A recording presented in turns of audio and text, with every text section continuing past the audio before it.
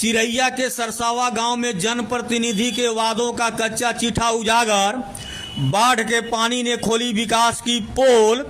बिहार के ग्रामीण इलाकों में विकास के दावों की पोल कैसे खुलती है, इसकी एक वानगी देखनी है तो आइए चिरैया प्रखंड के सरसावा गांव में बूढ़ी गंडक और हावा नदी की गोद में बसा यह गांव आज मुसीबतों के चक्रव्यूह में फंस चुका है। बाढ़ का पानी तो उतर गया है, लेकिन पीछे छोड़ गया है तबाही का ऐसा मंजर जो सीधे तौर पर सिस्टम और स्थानीय जनप्रतिनिधियों की नाकामी पर बड़ा सवालिया निशान खड़ा कर रहा है। हावा नदी पर पुल न होने और बाढ़ में डायवर्सन बह जाने के कारण गांव का संपर्क कट गया है। हादसों का सबब बनी नदी। तेज धार पार करते समय स्कूल जाने वाली बच्चियां और बाइक सवार गिरकर घायल हो रहे हैं। हाल ही में एक बाइक भी नदी की तेज धारा में बह गई, जिसे बड़ी मशक्कत से बाहर निकाला गया।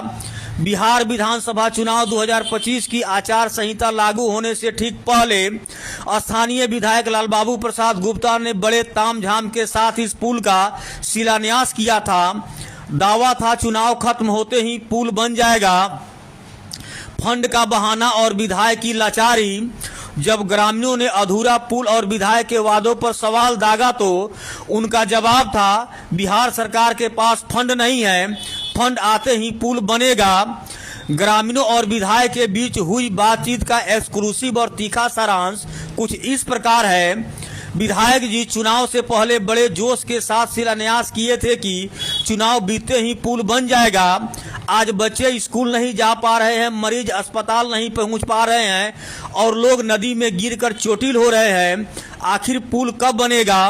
विधायक लालबाबू प्रसाद गुप्ता कहते हैं कि अरे भाई समझिए परिस्थिति को, अभी सरकार के पास फंड रिलीज नहीं हुआ है, जैसे ही फंड आएगा पुल का काम शुरू करवा देंगे। फंड नहीं था तो चुनाव से ठीक पहले शिलान्यास का ढिढोरा क्यों पीटा था? जनता को बेवकूफ समझ रखा है क्या? सवालिया घेरे में विधायक की कार्य क्षमता।